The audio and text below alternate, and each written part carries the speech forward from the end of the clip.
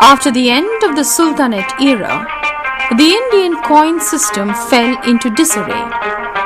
Sher Shah tried to revitalize it. Babur and Humayun also introduced some reforms. However, the reign of Akbar ushered in a new era. Akbar not only introduced new coins made of gold, silver and copper, but also set up new mints, brought in uniformity and introduced an appropriate monetary policy.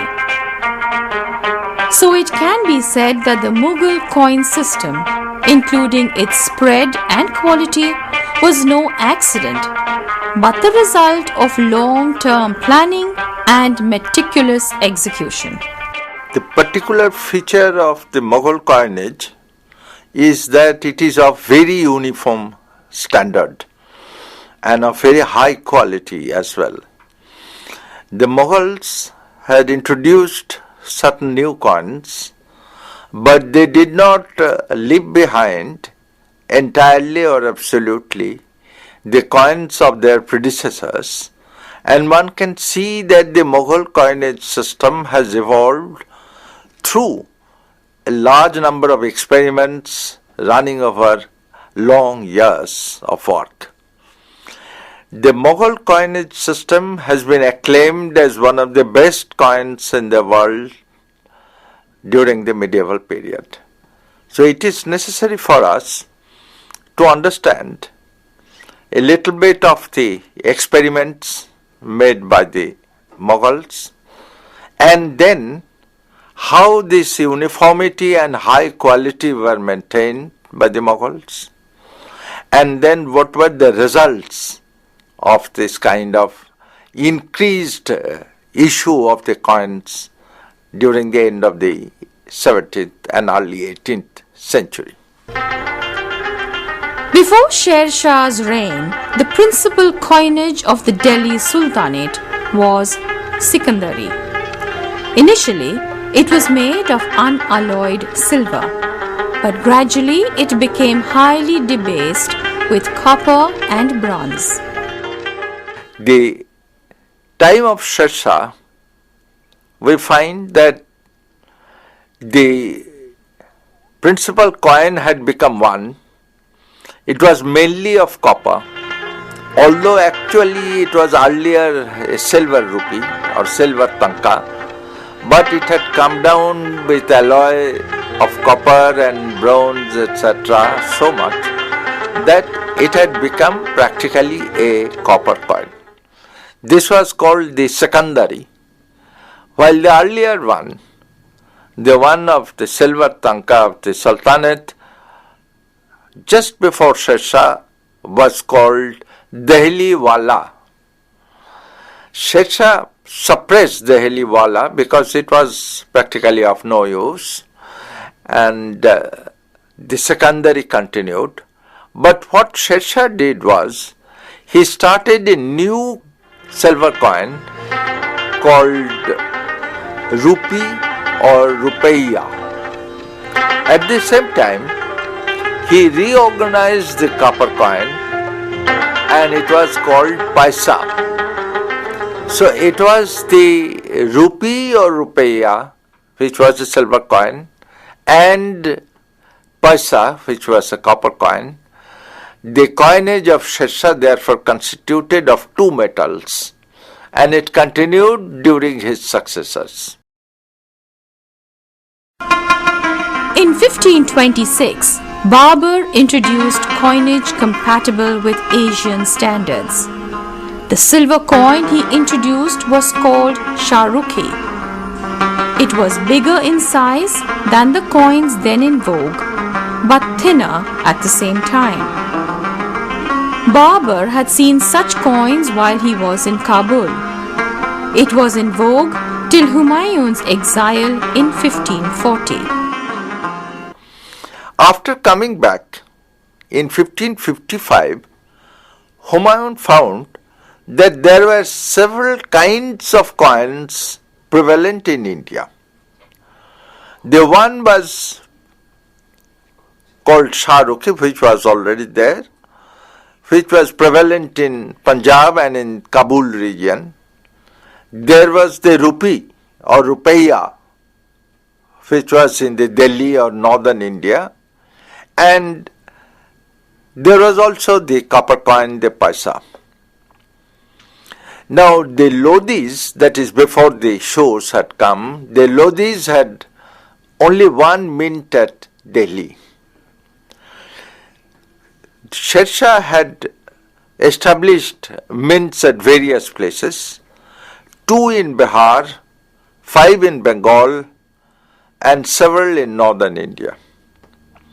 So he had a large number of mints, and the historians had often wondered that why there was a sudden jump, sudden increase in the number of mints between the lodis and the sous. We'll come to that question a bit later. With Akbar's ascension to the throne, he continued with the system of coinage introduced by his predecessors. During his reign, there were coins made of silver, known as rupee, and those made of copper, called paisa. Akbar later modified the system introduced by Sher Shah. Now, Akbar's made a slight difference or slight modification of the policy of Sher Shah. Sher Shah had increased the number of mints, which means also the increase of the number of coins. But there was no particular policy behind the increase of the number of mints. But Akbar now took a particular policy. His policy was that every province should have a one mint at least. Every big city should have one mint, and every administrative center should have a mint.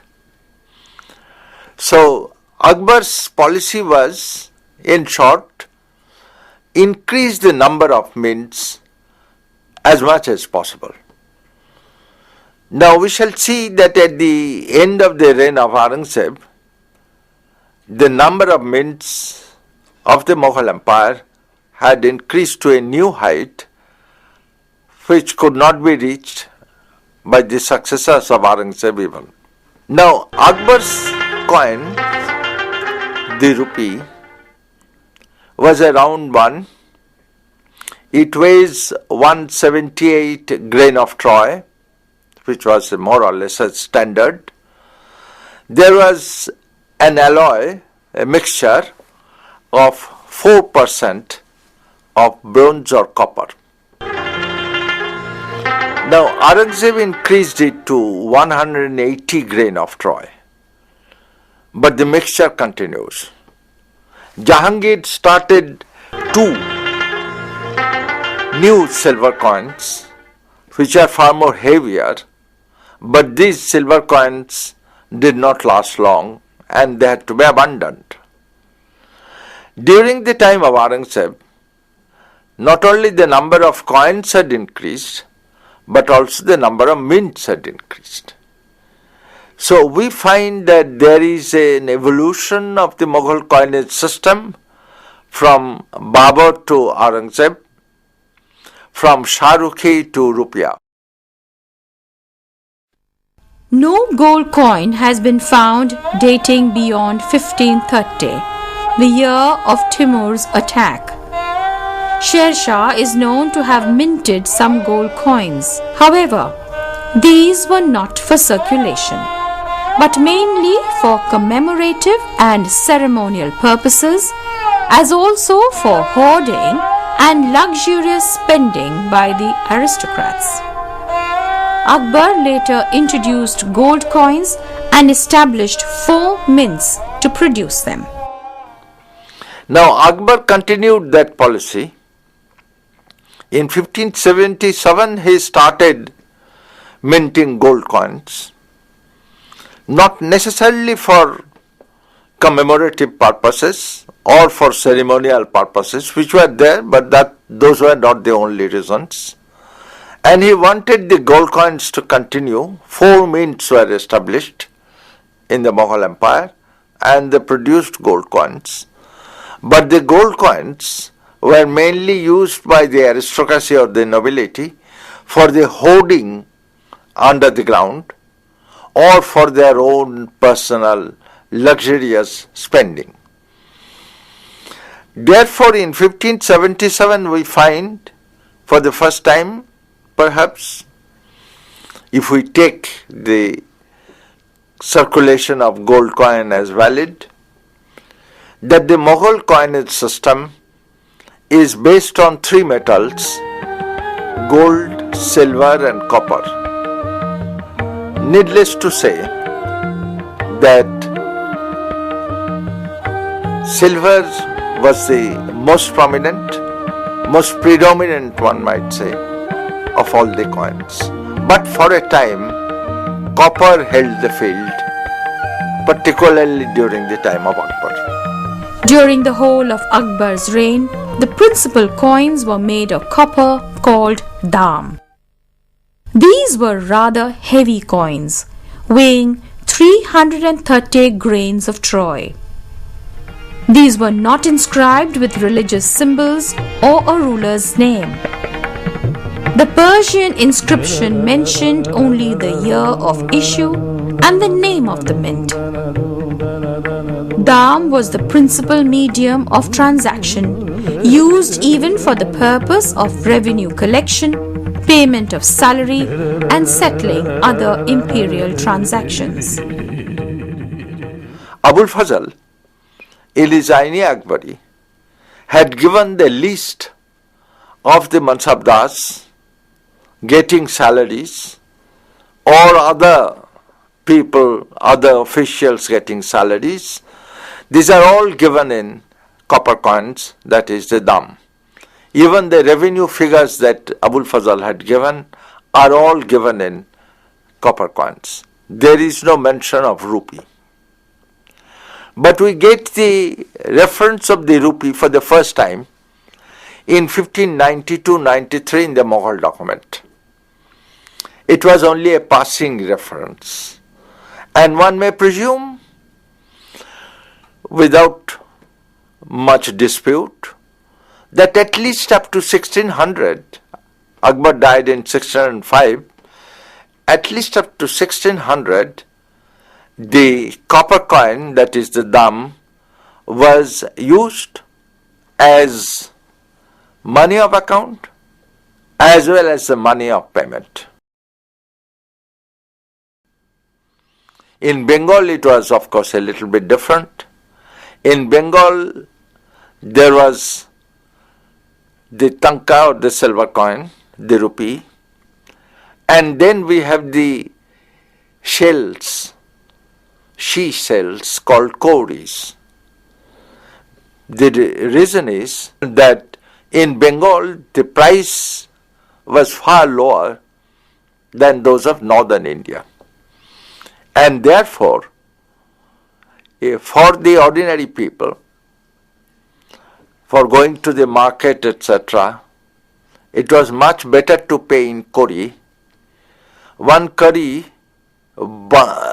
is practically nothing if we compare it, because 2,500 curries make 1 silver tanka or 1 silver rupee. One can understand the price prevailing in Bengal in those days. From the time of Shah Jahan, a copper mixed with silver called Ana started in Bengal, which was 1/16th of a rupee, and it became quite popular during the end of Shah Jahan's reign, and it continued ever since. But in Gujarat, there was another kind of coin called Mahmudi. After 1600, this Mahmudi was replaced by rupee. After the conquest of Golconda and Bijapur by Aurangzeb, their coinage was suppressed and rupee replaced them. The coinage of Bijapur and Golconda was called Hun, Hun. So therefore, The Mughal coinage spread quite slowly throughout India, but very fast if we look at the Mughal Empire itself. And the particular feature remained that it remained a very high standard, a very high quality, totally uniform, etc.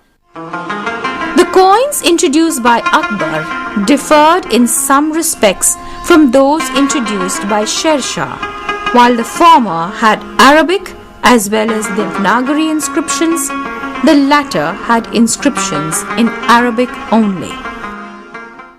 Akbar's coins, the silver one, as well as the gold, has in the obverse, that is in the front, in Arabic script, the kalima and the names of the four companions of the Khalifa. In the reverse, there was the name of the king, the name of the mint, and the name of, and the year of the issue, which was very important, as we shall see. In case of copper coins, the name of the king is not mentioned. But this is a departure from the days of Sher Shah. In Sher Shah's rupee or rupiah, there were two scripts simultaneously used in the same coin, Arabic and Devanagari. But Akbar did not use Devanagari.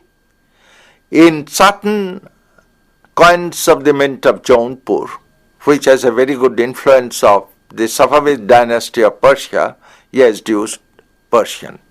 In copper coin, Persia was used, because this was considered to be the coin of the ordinary people who do not know much Arabic.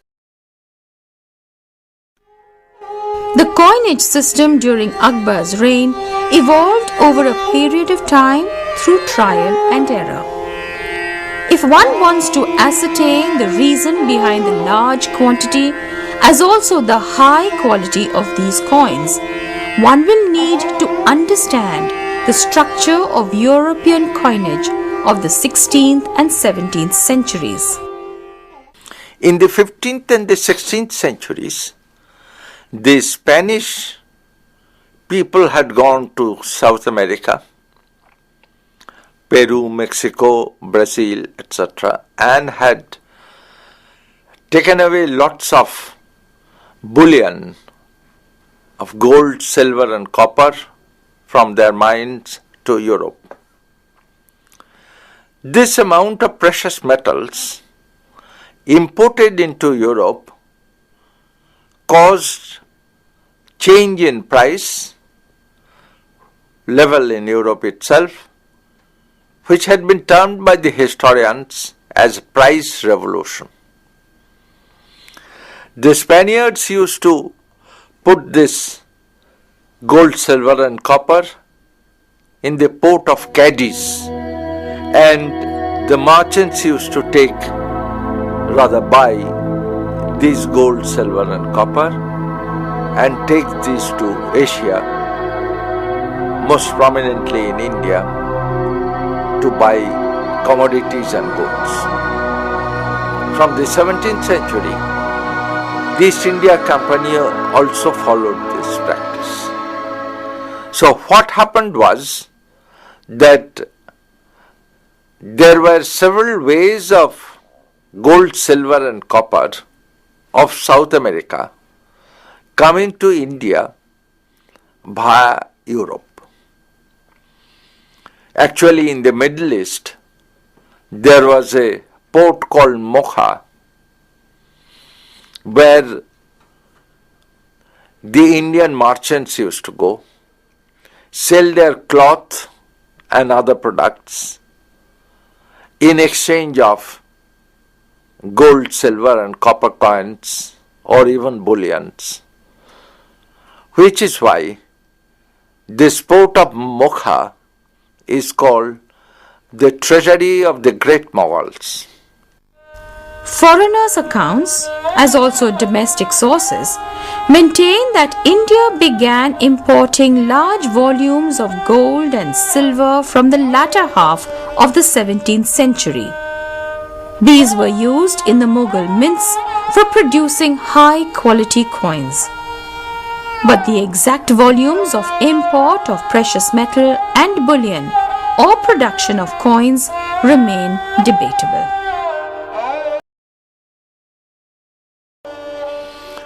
One foreign traveler stated that at the end of the 17th century, the foreign metals, precious metals in the shape of coinage, bullion, etc., had come to the amount of 100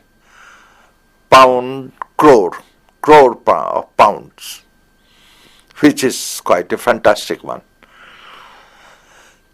Nowadays, there were two articles on this, one by Nazaf Haidar of Delhi University and the other by Shirin Musfi of Aligarh Muslim University.